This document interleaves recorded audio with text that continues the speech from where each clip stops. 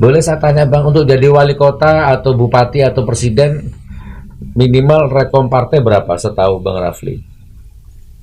Kalau untuk ini kata Rizal Ramli ya, dia pernah ditawari untuk jadi presiden, tapi tahun 2009 itu masing-masing partai itu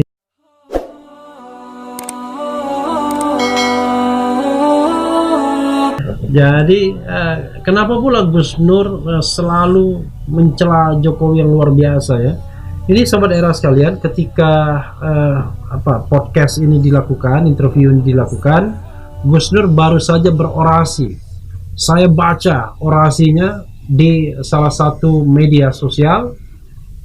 Wah, luar biasa ya. Salah satunya adalah turunkan Jokowi.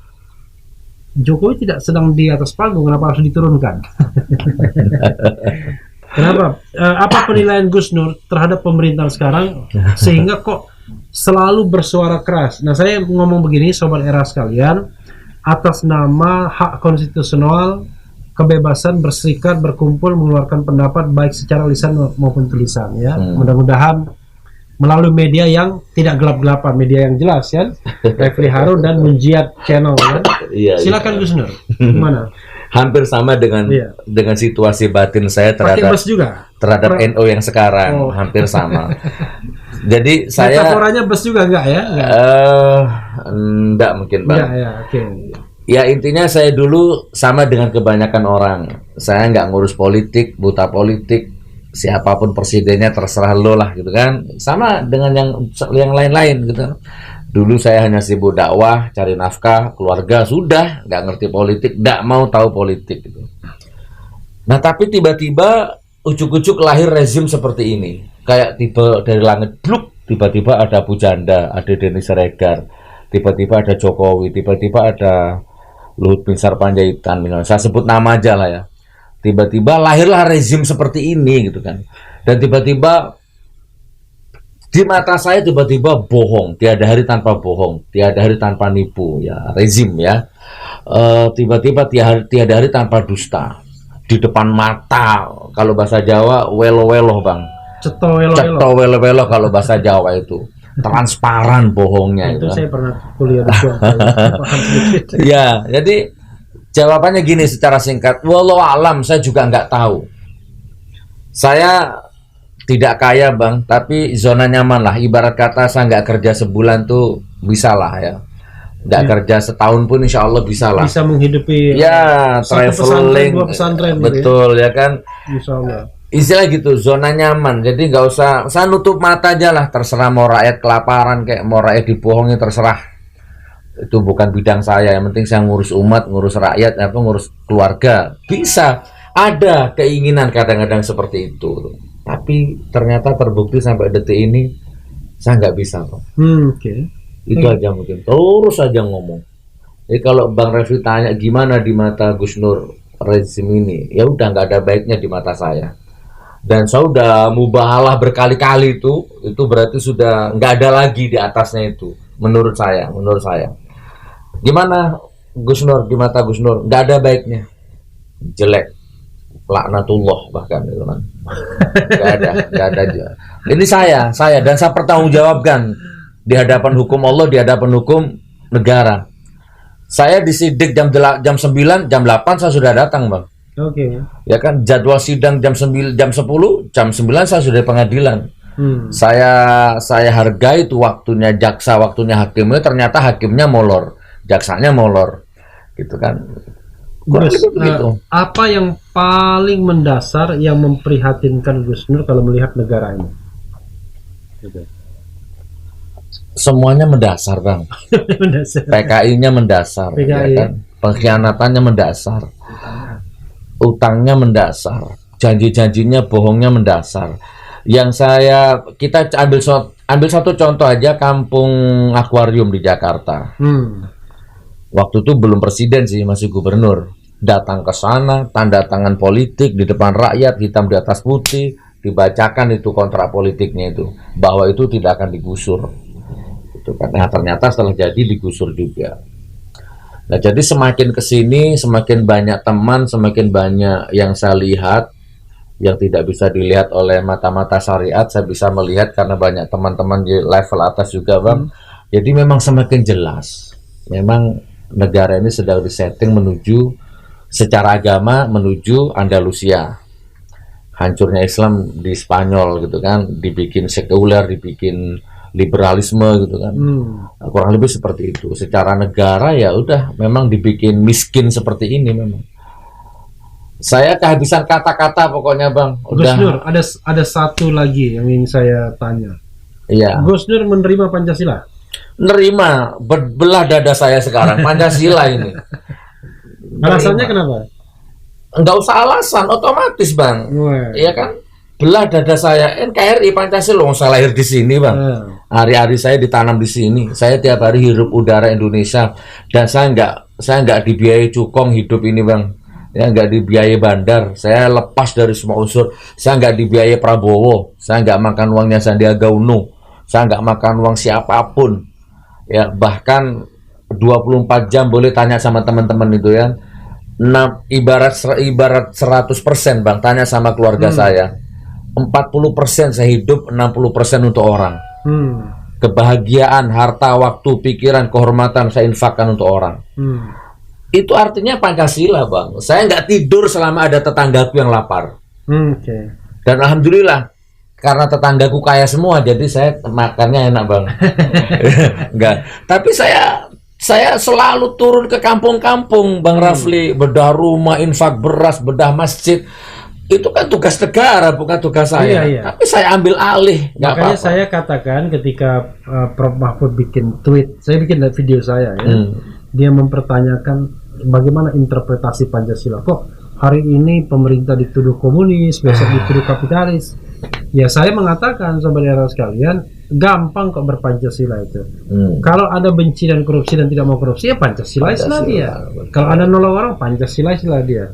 Tapi kalau Anda berkuasa di lingkar kekuasaan, Anda ngambil untuk Anda sendiri, ya itu pasti tidak Pancasilais. Kan sederhana sebenarnya ya. Ayo temui saya, yuk, siapapun, Jongos, Baser, Cungu, apapun Anda, atau bahkan kalau Anda berani boleh sekelas menterinya lah. Temui saya, ayo adu program sama saya. Adu Pancasila sama saya. Lebih Pancasila mana kamu sama saya? Mungkin gitu, Bang. Dan ini saya nggak pernah main-main kalau soal statement seperti ini. Siapapun, mau buzzer, mau Jongos, mau cebong, mau apapun lah, mau kiai, mau gus, mau ulama, mau nusantara, mau menteri, mau presiden sekalipun, ayo adu program sama saya. Saya rakyat, antum menteri. Saya rakyat, kamu presiden. Ayo adu program, adu Pancasila sama saya. Adu Pancasila sama saya. Wah, saya udah mulai murupin otak ini, Bang. Kalau biar tambah marah, saya tanya kemarin apa urusannya mubah halal segala. Itu saya baru lihat videonya kan waktu kita kenal, ada waktu sama-sama webinar. Saya lihat ini kenapa mubah halal. Itu dalam konteks apa mubah halal tersebut? Lalu lawannya tuh siapa? Awalnya spontan, Bang. Saya jelas agak lengkap, saya jawab agak lengkap ya, Bang. Awalnya spontan, terus tiba-tiba saya merasakan bahwa saya sedang berhadapan dengan sesuatu yang bukan main-main. Itu poin pertama. Loh, ternyata yang saya hadapi ini bukan fata morgana ini bener-bener, kalau dia mau menghilangkan nyawa saya, Bang, klik hilang kalau dia mau, gitu kan? Jadi ini yang saya hadapi ini bener-bener dia itu penguasa sebenarnya. Rezim, ya, penguasa ya, baik kelihatan mata atau tidak kelihatan mata ya. Wah, berarti dan nggak tahu spontan karena saya nggak punya apa, mau ngambil pistol nggak punya pistol, Bang. Mau media nggak punya media, ya kan, uang nggak punya, ya sudah, mungkin spontan, dan ini mungkin Allah juga yang mengarahkan, terjadilah mubahalah itu. Masalah sendiri atau apa itu kan teknis, Bang. Memang secara di Al-Quran mubahalah itu harus 2 orang. Ya boleh melalui video ini kalau ada yang mau 2 orang, ayo siapa gitu kan. Dari dulu saya nyari, ayo. Mubahalah untuk apa? Ya siapa yang salah biar dilaknat sama Allah gitu kan. Salah dalam sikap ya. Sikap, dalam keputusan, dalam independen, dalam kedaulatan, ayo gitu. Kamu atau saya, lebih Pancasila mana kamu sama saya gitu. Tadi ketika Gus Nur menilai NU misalnya. Kalau Anda merasa benar, kita mubahalah. Menilai Jokowi, kalau Anda merasa benar, Mubahala. Oke. Gitu kurang lebihnya. Luas. Iya. Misalkan kan saya sering dituduh anti NKRI. Ayo mubahala. Nebar hoak, Iya. nebar fitnah, mecah belah bangsa. Ayo ketemu mubahala. Oke. Jangan yang cebong, jangan. Yang menteri ke atas, ayo.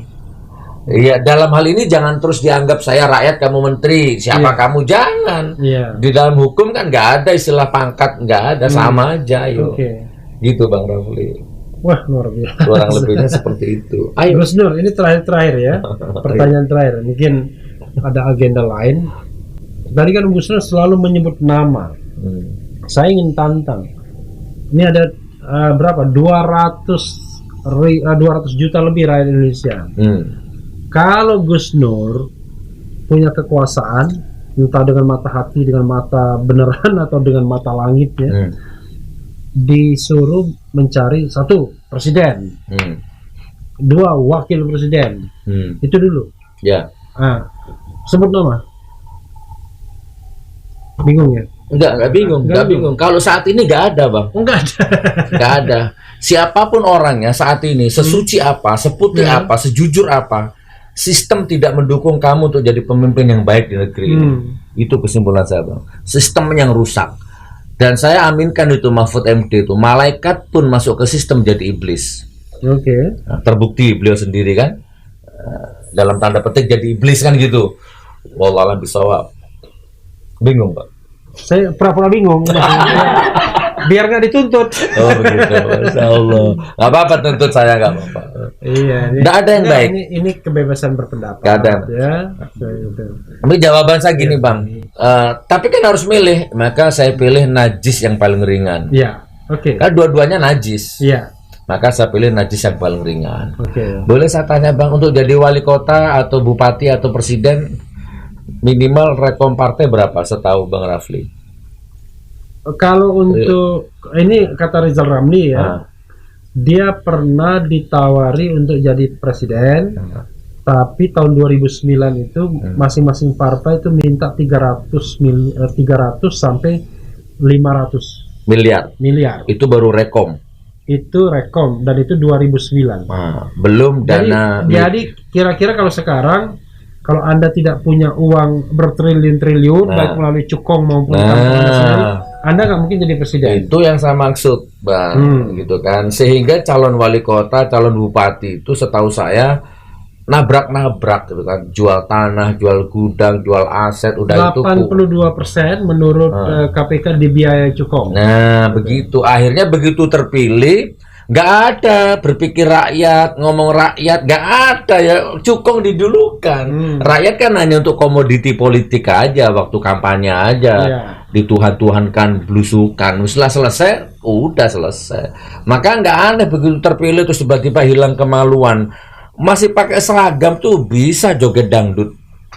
Itu kan bagi saya nggak ada martabatnya, pakai seragam bupati, pakai seragam polisi, joget dangdut, mengelilingi bidu wanita.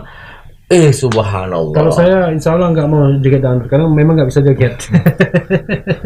Ya sudah begitu, Bang, kurang lebih. Tapi gini, Gus belum jawab. Gus Nur belum menjawab nama tadi. Gini, tadi kan sudah ada clue-nya. Kita cari najis yang paling ringan. Paling ringan ya. Apa najis apa yang paling ringan? Mukhafafa. Ya, mau mutawasito, mau khafafa, yang paling berat kan bolado ya. Oke. Nah, najis yang paling ringan. Saya sebut nama ya. Saya sebut nama. Banyak, Bang. Iya. Habib Rizik. Ustadz Abdul Somad. Ustadz Adi Hidayat. Ustadz Kiai Haji Tengku Zulkarnain. Udah, sementara itu. 4 ini kiai semua ini. Kan orang harus makanya sekarang kita rubah mindset. Yang jadi pemimpin itu harus orang yang ngerti agama, ngerti halal haram, takut kepada Allah, ada Rasul, ada syariat di situ. Itu kita rubah, Bang. Kalau begitu Gus Nur termasuk yang menyambut bakal kembalinya Habib Rizik. Hari ini ada rilis kan yang mengatakan bahwa sudah cekalnya sudah dicabut. Bang, salah nggak saya kalau punya asumsi Amerika mulai bermain ini dengan Saudi? Udah lepas aja cekalnya biar pulang, biar revolusi sekali. Masuk akal nggak, Bang? Saya ini berpikir ini Cina sama Amerika lagi tinju, ringnya Indonesia gitu loh Bang. Salah mungkin ya. Atau pura-pura bingung Bang Rafli. Pura-pura bingung. Jadi memang sobat era sekalian, perang dagang antara Cina dan Amerika Serikat ini memang mempengaruhi semua negara. Kalau dulu Amerika Serikat dengan Uni Soviet, dan itu bukan perang dagang tapi perang dingin. Ada juga perang dingin, perang dagang, tapi dua-duanya sama, duit. Betul. Dua-duanya duit ya. Karena itu memang wilayah besar seperti Indonesia ini dengan wilayah yang sangat luas, penduduk yang banyak, ya pasti akan menjadi arena yang paling menggiurkan bagi pertarungan gajah-gajah besar itu. Terus sekarang Bang Rafli, presiden menurut Bang Rafli siapa? Kan tadi saya sudah jawab. Bang Rafli siapa? Nah, kalau saya ditanya begini, Gus Nur, saya itu tidak pernah tertarik menunjuk orang. Tapi saya ingin selalu membangun sistem, value. Makanya perjuangan saya adalah ingin menghapuskan presidensial threshold itu. Karena begini, kalau masih ada threshold 20% kursi atau 25% suara, kalau basisnya kursi, maka maksimal calon kan cuma 4 pasangan, itu maksimal. Tapi saya mengatakan dalam berbagai kesempatan di video saya, 4 itu barangkali bisa dipecah lagi, bisa diperas lagi jadi 2. Ya kurang lebih cebong dan kampret lagi jadinya. Sekarang ini ada 6 partai di istana, mulai dari PDIP, Golkar, Gerindra, Nasdem, PKB, terakhir kemudian P3. Ada 3 partai di luar istana, Demokrat, PAN, dan PKS. Kalau aliansi istana dan non istana ini terjadi lagi, maka calon itu cuma 2 lagi. 6 partai istana gabung jadi 1, dibiayai cukong. 3 ini mungkin dibiayai cukong juga. Jadi semuanya dibiayai, jangan-jangan ya, mohon maaf nih partai-partai, karena kita kan bicara kebaikan. Maka yang terjadi adalah jangan harap akan ada perubahan. Karena siapapun yang menjadi presiden pasti tersandra. Karena kita harus hancurkan presidensial threshold, hilangkan agar ada orang baik yang bisa dicalonkan oleh partai politik. Karena kalau presidensial hilang, misalnya jumlah partai politiknya 16 ikut pemilu, maka akan ada slotting untuk 16 calon presiden. Ya kalau mau dipakainya separuh, 8. Lebih banyak pilihan dan masih ada harapan bagi mereka yang tidak punya uang untuk bisa menang. Tapi dengan catatan Gus, KPU-nya dibenahi dulu, undang-undangnya dibenahi dulu. Iya betul.